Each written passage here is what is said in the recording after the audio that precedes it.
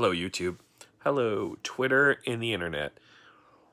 Coffee Proctor here to provide a very interesting perspective from New Hampshire. I think the polls are bullshit, and New Hampshire is going to be absolutely amazing in the results of the election. I think what is going to happen is going to shock pretty much everybody. And what an amazing story, I think, to really see somebody go from being no one and an outsider politically. And not no one, obviously, he had some, standing, but he wasn't like Obama, he wasn't a senator, to just go right through that process and really have staying power in this to the point where he's going to win. And I think he really is. I think it's just a gut feeling, which I'm not usually keen on going solely on. But there's something there. I'm sure of it. I'm 100% that he's the right guy for the job, and that he's the right guy to bring everybody together and just defeat Donald Trump and really just make a big change. And I think even Bernie sees the energy and is excited about what's going on. And I think if it wasn't for Bernie, but hold on, also for Trump, if it wasn't for both of them, we wouldn't have what we have now. I mean, there's a lot of people, and people are all over the place, but I think as things start to narrow down, we're going to find there's going to be some very specific people that are going to stay into this race.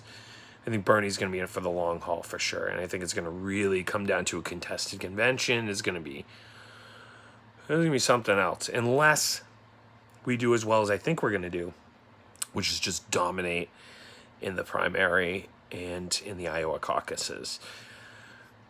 The big key here is we have a ground game and mobilized communications. We're using the internet in these new forms of facilitating this energy. In the Yang Gang, I mean, there's just so many people that are canvassing and traveling to different states that are volunteering and trying to spread the word.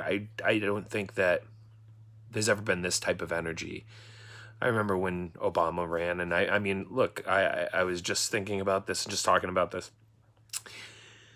Obama didn't have the type of energy in Iowa, and Yang was talking about that really a lifelong Democrat was noticing the type of energy that Yang has. And it's exciting to Democrats too, because it's lifeblood of their party is in the hands of this guy, and they don't even know it. And once they start to realize it, it's something. And I think that he really has the ability to bring people together the way McCain on the right and Obama on the left, and even Mitt Romney, like these people have always tried to bring that unifying, like, we can be the president for everyone, and there's not many people that can actually do it. And I think he's actually got that ability to just make Donald Trump look really bad on stage. He's not going to be well articulated. Well, my opponent, Donald, like, it's going to be a different animal. He's a regular guy. He's like a tenant in one of his expensive apartments in New York. He's just fighting that concept. The big, huge asshole that's going to run us into the ground. And this guy's just like, no. Like, I don't think that anything that Trump can throw at him is going to stick. I think it's just going to bounce off him like Teflon Don, right? I think it's going to be the same thing. It's going to be his own his own experience thrown right back in his face, which I think is going to be kind of, in a way, satisfying. I think it's so important that Andrew Yang is the candidate. He's the best suited to bring everyone together. And although his polls have shown low, when we see these voting results, we keep moving hard. Do not get discouraged. Like, I'm polling, phone banking, and kind of in my head polling people along the way. People are for Yang. People are going to be open to Yang. And the people that aren't are those same people that weren't months ago, that are now and are part Yang Yang. It's going to happen. It's going to catch on. And even with Trump supporters, it's non-condescending. And I think that that's the thing, that he's a regular guy. He's genuine, and he's trying to save this country for his kids. I think there's something that really resonates with people, because if you have a child, if you have a niece or a nephew, if you have someone you care about in this world, you want it to be better for them. And I think that it comes from a genuine spot. People can see that. And it's what is going to propel him into the presidency, to really fix things. I mean, he is a problem solver. And you take somebody with a high IQ like that, somebody really capable of thinking around corners, you should. That's a unique thing. I think we've got an opportunity here as people to really decide what we are as a nation to the rest of the world. Are we that divided, weak, polarized left and right dichotomy, or are we something more than that? Are we going to propel ourselves into the next industrial revolution? Not shy away from it, slow down, but just full force right into it. But all of the knowledge that we need behind it, and all of the infrastructure we need to do it. It can happen. Man, I'm sitting here in a trailer that is not in the best condition, and things could be better, but they could always be worse too, right? But I'm optimistic that things are on the upswing, and I think that the real opportunity here is to not look at the polls. The polls are distorted. The media is distorted. There is no benefit to the media or to these mega companies if he becomes the nominee. Hollywood is no different. I think that there is a need to be kind of divided in a way, like, this is mine and I'm on this side and yours is on the right. And like, I think that we got to get past that. You see somebody with a red hat. Look, I know the instant reaction is knee jerk and people want to punch them, but they're people that have different beliefs than you. It doesn't mean every single one of them is racist. Like, maybe they, did you ever think they may just be not educated in the facts and don't know? And then once you talk to them, that they see things from a new perspective. I mean, some people can. But when things are stressful, their IQ goes down. And people become desperate. And that's how things have become. People start blaming all the immigrants. And we're not looking at the real concerns. The whole cutting your nose off to spite her face, or whatever the hell it is. You're looking at climate change is the big issue, but we've cut all defense funding pretty much to near Earth or objects. Like, rocks in space are our biggest threat, and people don't even go, climate change. Like, no, dude, no, we're already screwed. We got to get to higher ground, and we should be looking up. But nobody wants to talk about these things, these hard discussions. It's the same reason people, I struggle with eating meat, and I try to get away from it because it's really environmentally, it's shit, and it's not good for you. And that's a whole other video and discussion. But I still eat meat, but I think that the idea is less, just cutting back on certain things, turning down your thermostat a little bit, trying to volunteer, humanity first, picking up stuff. I don't have my pin on, it's on my jacket, but there's a change happening, and I think it's a change in our fundamental psyche as a species. It's that discussion about, like, if a person finds the answer to a crossword puzzle halfway across the world, and then all of a sudden everyone around the world starts to figure it out right after that moment, but not until that moment. it's a thing. You gotta look it up, but it's this whole like, you know, hive consciousness that I think that we're in a change in understanding, and in a way, it's going to prepare us for the next generation of human beings, which are going to be probably spacefaring and integrating with technology and all these wild things we can't even imagine, but only if we make it there as a species. And we came pretty close to World War III just recently and may still be on the brink of that. I'm trying to be hopeful. I'm putting my time in.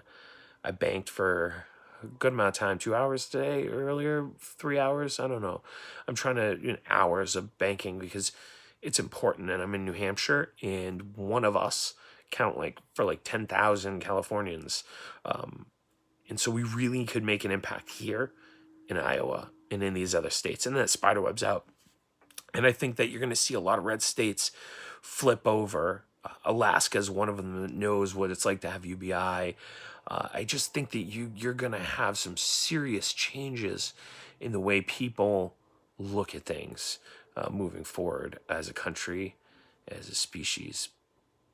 I think we're actually closer together than we've ever been before, and divided in certain ways, but we don't realize how much alike we all really are, even when we completely disagree on fundamental things. I can't stress this enough. I talk to Trump supporters frequently online, in person, in my mobile home park. And these people are very receptive to Andrew Yang, and they're willing to vote like that way. Democrats are my main focus right now because they're the ones that can, if they're registered Republicans still, there's past the time for them to re-register as a Democrat. But if they undeclared themselves last election, then they'll be able to vote Yang. They'll be able to vote in the primary, period. But it's closed primaries like that are really tough because it's this whole discussion's another time, place. But I really think that there's an optimism happening between independents, libertarians, progressives, Democrats, Republicans. I call them Trump-publicans because they're very much the way of Trump. But even then, they're still willing to be open-minded to these other things. For some reason, dark horse candidates really catch their attention. And he's one of those that I think is actually more mainstream than people think. He's all like fringe initially, but you meet him and you're like, no, dude, this is a really good person. He's not, some weird outsider that's going to try to really shake things up. I think he's generally trying to fix things and stabilize what he sees is slowly collapsing, but can see the structural breakdown better than most people. I think some people are just equipped to see things better as things are, falling in on themselves. But this is it for that video. I really just wanted to emphasize that the polls don't matter. Keep phone banking, keep pushing, keep yanging people, keep talking to friends and family because they are open-minded, they are receptive, and the more that they see things on their own and find things on their own, don't be pushy, but be creative. And I'll leave you with that. Get them with things that they didn't expect, put it in perspective. Every time somebody's just like, oh, dude, this thing happened to me, I'm like, oh, yeah, I know, right, man? I wish I had that extra $1,000 a month, just joking around, And a lot of people are receptive to it because, they can really resonate when they're in a tough spot, how much that could mean for them. And then they think about locally. I did a little bit of math. In my trailer park alone, there's about 150 people with about 1.5 adults per household. That's about $225,000 a month just generated into my mobile home living park alone. My cooperative community. It's a huge impact to take that money that's being wasted in a welfare program and divert that back into our hands instead of wasting it into programs and papers and making people like me jump through hoops. Whereas, like, I'm pretty good at getting on the phone and being like, look, this is the shit that I need. Here's all my documents. There's a lot of people that have mental disabilities that are struggling from anxiety and depression. They can't do that. They can't get on the fucking phone and make those calls and get everything done. Is because they're sitting on the fucking couch wanting to die. Like, you do not understand the importance of the freedom dividend if you're pushing the argument that it's a Trojan horse to gut programs, because it's not. It's taking that money that's being wasted in those programs and putting it back into your hands so people like me and my son can have a better life. You can have a better life. Even people who aren't disabled can have a better life. Everybody's life would be improved by this, because it wouldn't impact SSDI. It wouldn't impact other things.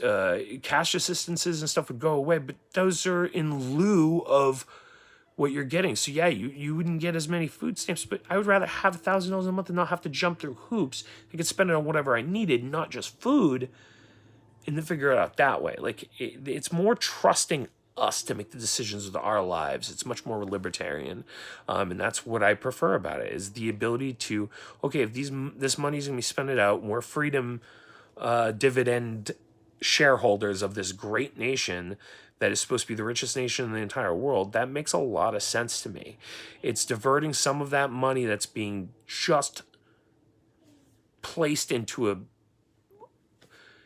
big Scrooge McDuck vault or whatever the fuck it is. You know, he's just swimming in the, in the ocean of fucking money. And really, in reality, I'm not saying that we should be taxing anybody. I'm against taxation, but I do think that that money is not being circulated through the economy, and circulation's important, the important part. And it's just sitting up at top, and it's getting teeter-totter and collapse. So this takes that and diverts some of that, and also curbs some wasteful spending habits of Americans. It makes you more likely to go to your local bakery and buy from them, because you're not going to have the VAT tax on top of whatever you're going to be buying from Amazon instead. It's not a terrible thing. It's an incentive to buy locally instead of going back out. And if you want to use convenience, then great, you get the benefits of automation, but you're going to pay for it a little bit more. That's not a bad thing. That's just adding a facet of cost to something to balance things out. Eventually, that money is going to be coming back to everybody and being redistributed in a way that is going to be effective for a free market society. That's what I'm going to leave you with, because it's up to 17 minutes now. And I really thank you for listening. Subscribe, like if you can, and spread the word, because Math Fest on January 18th, that's next week, at the Dover Brick House in Dover, New Hampshire. It's going to be phenomenal. We've got some really awesome bands playing. Check it out. That's Dover, New Hampshire, the Dover Brick House, and it starts at 7 o'clock. And there's going to be 3 main acts playing. But the goal is to raise as much money as we can with local music, because that's what we do here in New England. A local, tight-knit artist community, which is very much an advocate for UBI. So thanks again, and remember, keep plugging away. Forget the polls. They don't matter. You're going to make America think harder, and it's true, because people just, the polls are everything. Joe Biden's the front runner. No, nobody thinks that. And Bernie, yeah, he gains a lot of popularity, but name recognition is everything. As soon as Yang has name recognition, people know about $1,000 a month. Look, the bottom line is people need money. People are friggin' struggling out there. People know there's an income inequality facet. So I won't keep going, because this is like the 4th time I said that, but we're almost at 20 minutes. I really think that what you guys are doing out there is phenomenal. So don't get discouraged. Keep phone banking. Text banking is good, but not as effective as phone banking. Talking to somebody on the phone in person is everything. I'm trying to get out there and canvas myself, but physically it's hard. I'm getting on the phone instead. Getting on the phone with the internet, Facebook, Twitter, anything you can do, spread the word. I'm trying to generate that event. I'm setting up that event on January 18th. Don't forget it. Spread the word, guys, and thank you again. Take care.